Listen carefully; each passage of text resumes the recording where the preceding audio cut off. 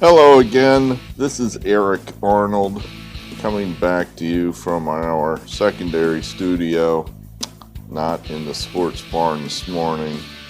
I guess we're in a hurry. I haven't been feeling so well here these past 36 hours. Just tired, finding it hard to concentrate, so we did not stay up till the wee hours of the morning just because I didn't feel well. So here I am now. And why am I here? I'm here to bring you MLB picks. We have what do we have? Five. We have five for this Friday, April 23rd. Yesterday was a good day. Good day. I hate to say this because I don't want to jinx it, but I think we're starting to, you know, catch a little bit of a rhythm. I don't know. I'm having a struggle in time wise with the videos. Sometimes it's 1:30 in the morning and I'm like, okay, now it's time to do the video or handicap the card in, then do the video. And I haven't even started to handicap the card yet and I'm tired. So, you can't think straight when you're tired. So I can barely think straight right now to do this video, but we'll try, get it done. Let's get to it. What happened yesterday? We had the Diamondbacks to finish off the sweep in Cincinnati. It probably maybe could have gone either way. Yeah, that basically comes down to a sinking line drive in the 10th inning. In center field, the Diamondbacks are up one. There's two out. The bases are loaded. They hit a sinking line drive at the center fielder, and he couldn't make the play. And that's it. That's the game. Ball goes to the wall. Everybody scores, and the game gets broken open there on a play the center fielder. Naquin, I don't have a good, read on that guy. Can he catch? Can he play defense? I don't know. He had a couple poor plays in the 10th inning yesterday, that's for sure, and that cost the Reds probably the game. So, lucky us. So we get that win. Then this Padre-Dodger game, I'm going to, blanket, just because we won. I told you take the Padres with the big number, plus 161, and wouldn't you know the Padres go ahead and win. But I said Darvish, I wanted Darvish, and here they pitched some other dude, and it turns out the number didn't move much at all. So, but I'm gonna have to. It's one of the things we haven't quite figured out yet. In other words, you're trying to make these videos well in advance of first pitch, and you're operating on partial information. And when they switch pitchers like that, the odds go woo woo woo woo. So I don't, to make it simple, just to try to keep it apples and apples. When there's an ace pitch, and the way I want to do it is just say no action. So we don't get lay some huge price, get beat, and then why did we get beat? Because they pitched Joe Jabroni instead of Jacob deGrom. So that's kind of how we're going to do that, I guess. So we'll take, we're not, it's just no action for us. You may have bet it and, won. Good for you. I wanted to see something else here before I hit the go button. I forgot to get over to the YouTube channel, so we're kind of doing that on the fly here, just to see if anybody else subscribed. Let's see what Pittsburgh Louie has been smoking here, pretty much. Let's see.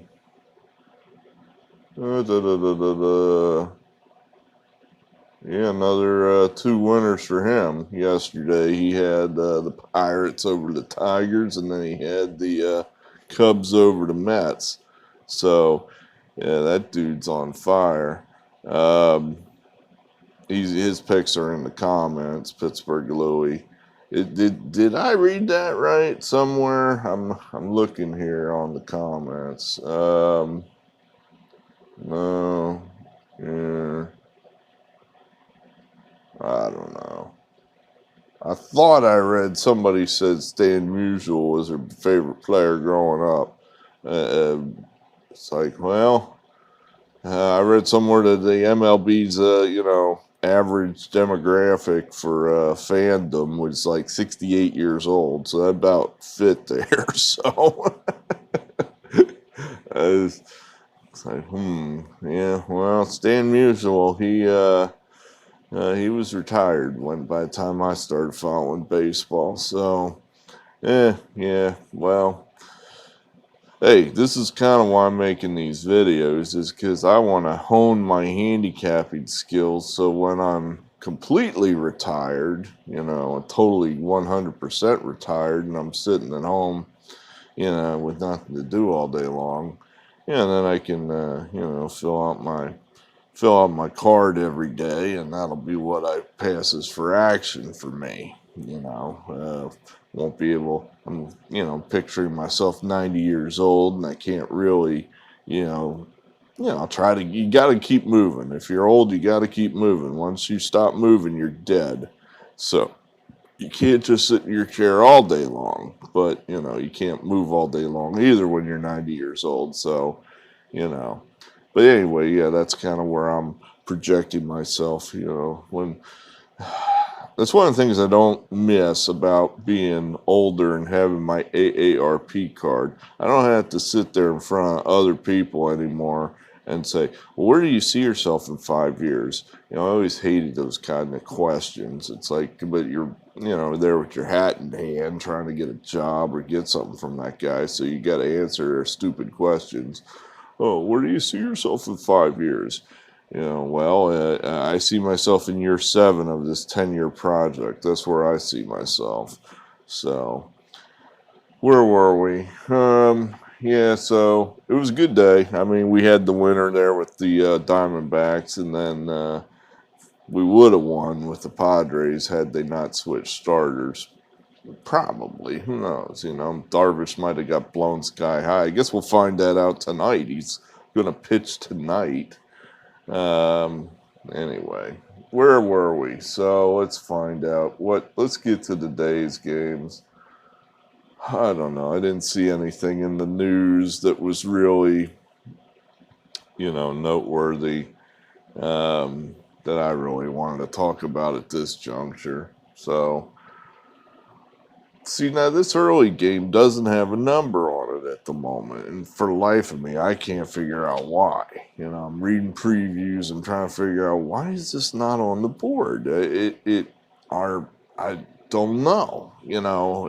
Is there some key player that's on the edge of play, not play? I couldn't figure it out. The best I could figure on this Cubs-Brewers game is the number will be around 140. I have no idea. It's not, it was one outlet that had it at 140. I like the Cubs here. I think this is a good spot for them. They're at home. They're starting to catch a groove at home. The Brewers, they've been playing well, but, now things are different. In other words, they're coming to Chicago. They were having some fun out there in the warm sun in San Diego. Now they got to come play a bitter rival that wants nothing better than to beat them. Yeah, I think this is probably a good spot for the Cubs.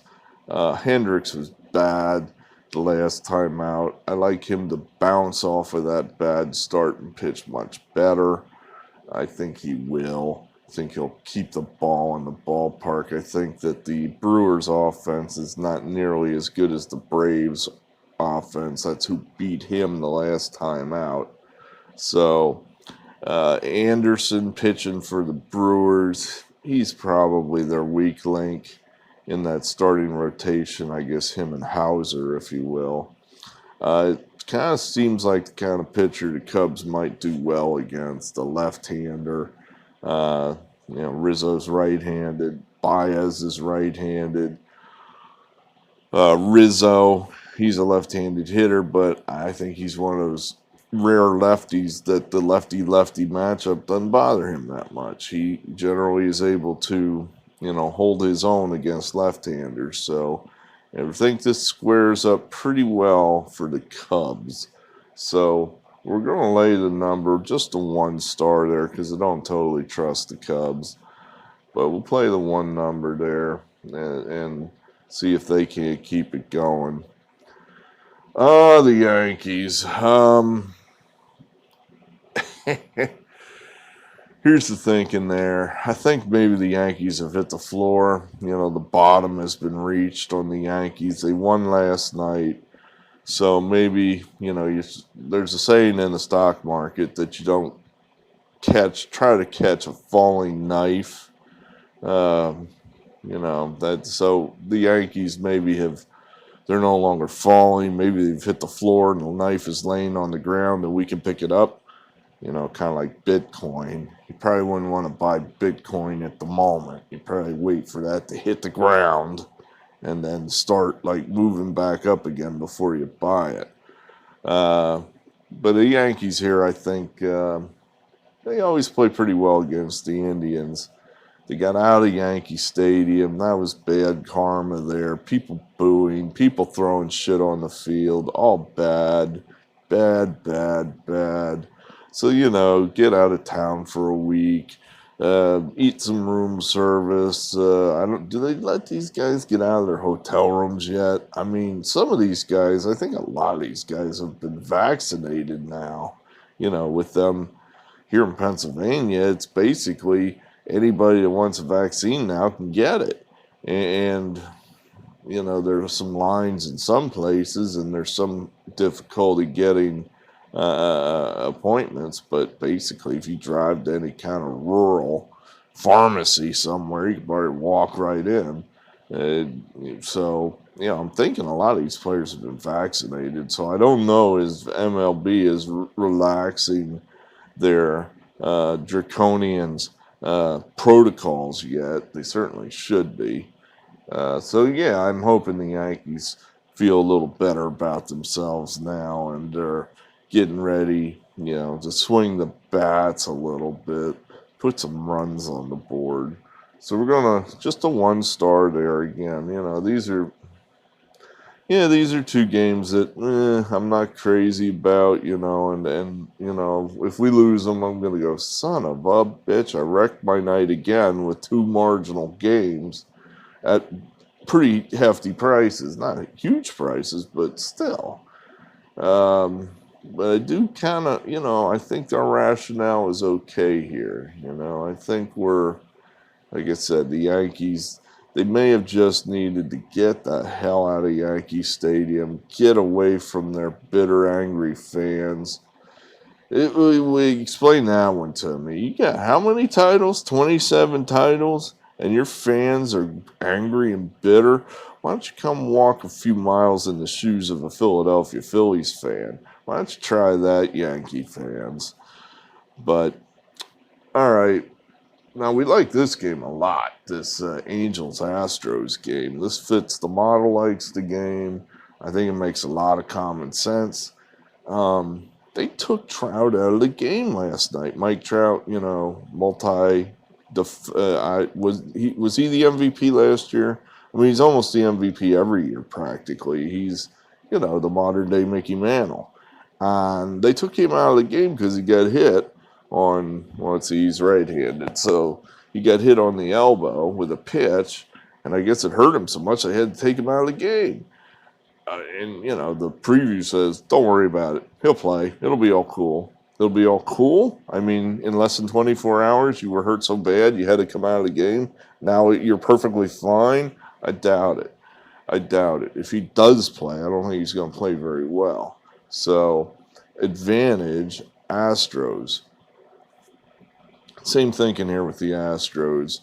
They've won a game. They won last night. Now, the knife has hit the floor, laying there. Now we can safely pick it up, without getting slashed and, cut. so we can safely pick the knife up, because the Astros have now hit ground bottom, 0, hit the floor, and we can pick them up, because now they're getting ready to play some better baseball. And the Angels, probably best player not playing well or play at all, definitely advantage Astros. The Rockies-Phillies game, that was a freelance game. Model has nothing to say about this one. I like this game a lot. Vincent Velasquez is awful. He's a terrible pitcher. He's wild. He just cannot throw strikes. He works slow as hell. His defense, they just, when they're out there in the field, it's like I'm back in high school. We had some pitchers that couldn't throw strikes either, and it'd be like, come on, man. Come on, Lou. Throw a strike. We know you can do it. Come on, dude. Come on, man. You can do it. Come on, Louie. Throw a strike. Come on, man. 30 minutes later, we'd finally get to the bench, and it's impossible to have any kind of rhythm when you're in a game like that. So, yeah, it's going to be cold out there. The Phillies have been roadkill since the great team players retired off that team. Rollins, Utley, Howard. Since those guys left, that team has just been awful on the road. Whereas now you got a team that plays well at home, the Rockies. That's one of the most pronounced home-away splits of a team in all baseball. So, Rockies are at home. This is a big advantage for the Rockies, I think. At 108, minus 108 for the Rockies, I think that's a gift. You're definitely, the value there is with the Rockies. Velasquez will last 3 innings, and then the Phillies are into their bad bullpen. And, the Rockies are going to get a lot of swings at some pretty mediocre dudes. The Phillies will have some guys that throw 100, but for the most part, they're going to have some dudes out there that really aren't very good. So, Rockies, Marquez is the Rockies ace too. So, definitely Marquez greater than, would that be the greater end? Marquez would be over here. Velasquez would be over here. Greater than Velasquez. Marquez greater than Velasquez. Rockies. And then lastly, the game of the night, that'd be the Marlins. Sandy Alcantara for the Marlins up against Alex Wood and the Giants. Basically, this is just, are the Giants really a 100-win team? I'm going to say no. I'm just going to say no. I think it's about time that the Giants just start regressing a little bit back to the mean, if you will. These teams have played 4 times so far this year, 2 games apiece.